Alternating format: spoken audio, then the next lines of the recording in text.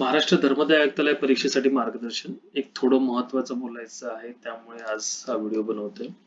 4 November 2025 ला धर्मदाय आयुक्तालयाची परीक्षा झाली. एक दिवस झाला आणि मग त्या परीक्षेला कोणते प्रश्न विचारले गेले, मग म्हैसूर असेल किंवा मग टिळकांबद्दल असेल किंवा मग 42-44वी घटना दुरुस्ती असेल.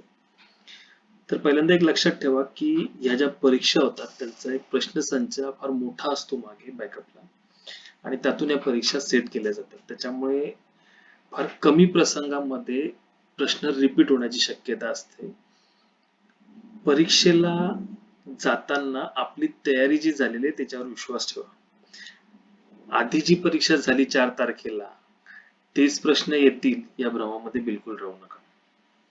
आपला जो काय परीक्षेला अप्रोच पाहिजे तो शांत आणि सकारात्मक पद्धतीचा पाहिजे. पुढच्या परीक्षेसाठी आपण शांत आणि केंद्रित राहण्याची गरज आहे.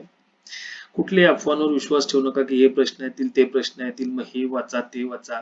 एक दिवसामध्ये परत काहीतरी इकडे तिकडे सरकवून इकडे वाचण्याच्या भानगडीत होऊ नका, कारण की त्यामुळे आपल्यावर प्रेशर क्रिएट होणार, आणि हा प्रेशर जर आपल्यावर क्रिएट झाला तर अननेसेसरी आपण जे काही 1 महिना प्रिपरेशन केलेलं असेल त्या प्रिपरेशनवर जास्त दबाव आल्यामुळे अंडर प्रेशर आपण परफॉर्म करायला जाल परीक्षेला, आणि त्यामुळे मग आपला जो परफॉर्मन्स असेल तो खराब असेल. तर हे लक्षात घ्या. असंही होऊ शकतं की आपण पूर्ण अभ्यास केलेला आहे आणि परीक्षेमध्ये जे प्रश्न आहेत ते आपल्याला जमत नाहीत. जर अभ्यास करून आपल्याला जमत नाहीत तर बहुतांश लोकांना ते जमणार नाही. तर त्यावेळेस आपण शांततेने एक एक प्रश्न जर शांततेने घेतला तर आपला पेपर मधील परफॉर्मन्स चांगला असतो. आणि साधारण सोपा जर पेपर असेल तर बऱ्यापैकी सगळ्यांना जमतो. पण जनरली पेपरचा पॅटर्न बघितला तर 60% क्वेश्चन्स असतात ते बऱ्यापैकी ज्यांनी अभ्यास केलेला आहे त्यांना जमतात. 20 ते 30% क्वेश्चन असतात त्याच्यामध्ये डायसी नेचर असतं, आणि 10 ते 20% असतात त्याच्याबद्दल काहीच माहिती नसते. अशा प्रकारचा एक प्रश्नपत्रिका असते.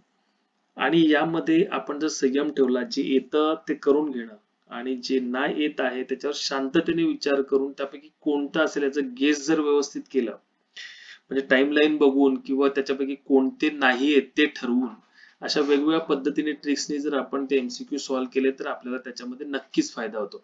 त्यामुळे कोणत्याही अफवांवर किंवा मागच्या आलेले प्रश्न याच्यावर जास्त माथापच्ची न करता पुढे आपल्याला जी परीक्षा द्यायची ती शांततेने द्या.